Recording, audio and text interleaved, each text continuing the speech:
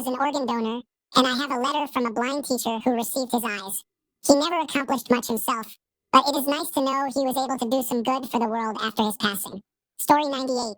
Yes, in the past, I loved to do good deeds. However, there was so much red tape and they asked so many questions. It became irritating to help them. They should just accept the assistance when I offer it, rather than questioning everything like, where did you get the kidney from? Why is it in a bucket? Whose kidney is this? I give up. Jokes aside, I come from a country where you have to manually opt out. Story 99. My parents are organ donation recipients. My younger brother, who is also adopted, donated a kidney to our mother. My father received a liver from a man who died in a motorcycle accident. I wouldn't have my father today and my mother for those extra 5 to 6 years if they had not received donated organs. Another brother, who is biological to my parents, is a nurse who approaches families about donating. He is dependable. I do church work with someone who harvests organs for donation. Because of my parents and my older brother, I never worried about being an organ donor. I figured that as long as one of them is alive, they will ask how soon the doctors can start the process. Yes, it's morbid joking, but it's not far off. I am completely fine with giving everything up, including body parts, when I pass away. Story 100. I'm keeping it off my license, but have instructed my parents that should something happen, it's their decision. The same instruction will be given to my future wife. Story 101. As long as they ensure I am definitely gone, they can take what they want. I have been an organ donor since I was 15. In the United Kingdom, they include the registration as an option when you apply for a driving license. Story 102. I believe it should be opt-out. This way, the individuals evaluating your paperwork are aware of your shortcomings. I have never heard a compelling argument against it, apart from concerns about medical contamination. Story 103. I opted in on my identification card.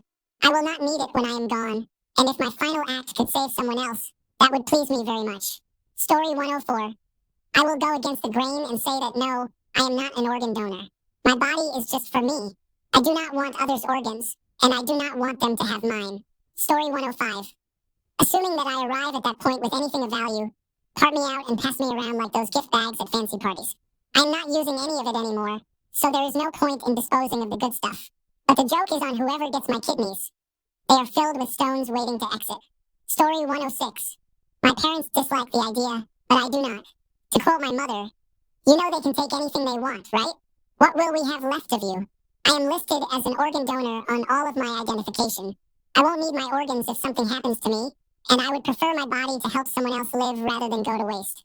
Once I pass, I do not believe my body is me anymore. Helping more people before I go, or even afterwards, is a win in my book. Story 107. I am okay with it as long as I am no longer alive when they harvest. I will not need my body anymore, and it could save 8 lives. They can take what they need to help others and cremate the rest. Story 108. I have mixed feelings about it. I am considering the idea that if I become one, I would want everything that could possibly be used to be required for use. Story 109. I'm going to be an organ donor when my time is up if anyone can use some of these leftover parts. Story 110. I have always felt this way since I was 16 years old. I don't care what happens to my body after I'm dead. If it can save someone else's life, I support donating my organs. Hopefully, they can take everything so my family won't have to go into debt to dispose of my body otherwise. Story 111. We have an opt-out system here in Scotland where individuals are automatically considered to be consenting to organ donation unless they specifically opt out. So I guess I will be donating mine. Story 112. I have just started donating blood because I want to help others in need. When I die, I know I will not need my organs, so I want others to be able to live with my organs if they can. Story 113. In my country, you are an organ donor by default unless you object. I believe this system is effective and should be implemented everywhere. Story 114. I used to be an organ donor, but I'm about to revoke my status once I get my real ID in a few weeks. There are too many instances of people intentionally not being saved, and too many instances of doctors being fine with a patient being considered unsavable instead of continuing to try until the final breath. If you're listed as an organ donor, then they have to take extreme measures to retrieve the organs before blood flow stops, meaning you don't get any last chances or second opinions. I originally put myself down as an organ donor because I felt embarrassed not to, but I changed my mind afterward. They tried to do that to my mother when I was 4 years old. I almost became an orphan that day. My grandfather managed to stop them by suing the hospital for malpractice. His lawyer convinced the hospital that they could be liable for murder if my mother died due to several of their doctors ignoring her as she explained the symptoms she was experiencing, even as her condition worsened. They kept trying to convince her it was just her period, despite her not having her period at all.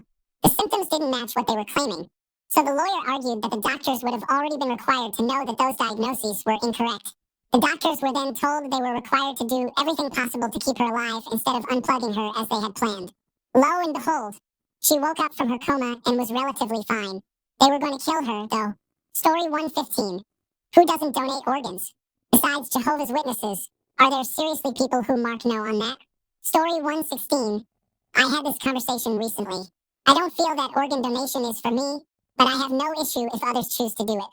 Story 117. Don't donate, sell. You only need one lung and a single kidney. It's quick, easy money that can be put to great use in a casino. Story 118. I guess I am still concerned I will not receive the same treatment. I know the Department of Motor Vehicles states that I will, but I still have doubts. Story 119. I have always wanted to be an organ donor because I believe I won't need my organs. However, I found out that I cannot be one since I am a type 1 diabetic, as my condition might pose risks. I was devastated by this news. Story 120. Nope. I'm not eligible to receive, so I assume they don't want mine. I am a completely healthy 40-year-old. Story 121. I am in the United States and have been a donor for over 20 years. I never understood objections to organ donation. Is it superstition? If you're dead, you won't even know. Story 122. People should do it. I have told my loved ones that this is what should happen if something occurs to me. Story 123. I have donated numerous kidneys over the years. It is my humble way of giving back to the community. Story 124. I believe that organ donation should not be a voluntary process.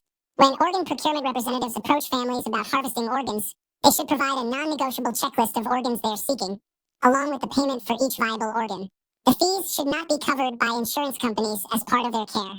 If this system were implemented, more organs could be transplanted. I hope that my loved ones would choose to donate all of my organs, leaving only a small amount of skin and hair to be buried. Thanks a bunch for sticking around till the end of the video. Remember to subscribe, and until next time, stay awesome and goodbye.